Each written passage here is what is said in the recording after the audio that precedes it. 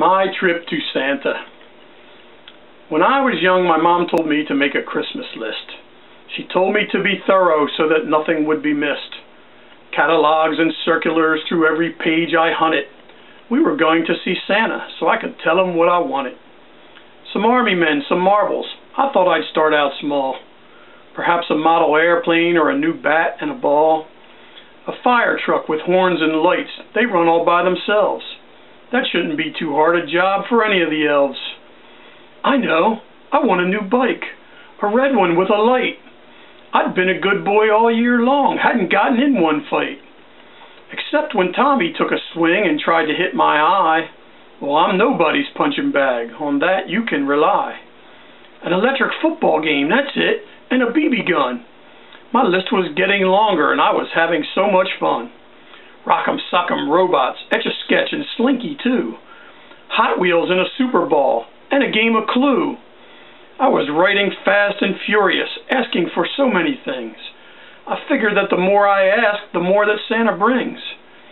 I had to stop and go downstairs to have spaghetti dinner. By now my list had grown so long, I knew I'd be a winner. I rushed through dinner much too fast. I was so excited.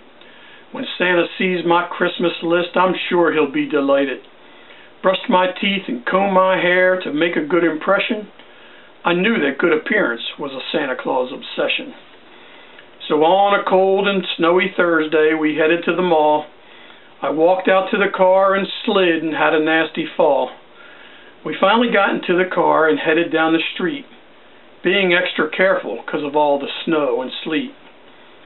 When we got inside, there was a line of girls and boys to talk to Santa and to ask for dolls and games and toys. But soon enough, I got up front, and my turn had started. But as I sat on Santa's lap, I accidentally farted. I was so embarrassed that I wanted just to cry. Santa looked into my face as the tears filled up my eyes. I got choked up. I couldn't speak. He said it was okay. He took my list and read it as he wiped my tears away. He finished and put down a list and gave me the biggest smile and told me, "You're a real good boy. I could see that from a mile." He told me he would do his best to satisfy my list. Then he gave me the biggest hug and my cheek he kissed. You see, when I was listing all those things up in my room, an idea blossomed in my head and I just let it bloom.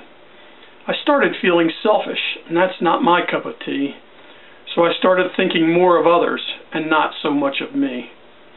I asked that kids would have a place to be safe and to grow into adults whose love for others they would always show.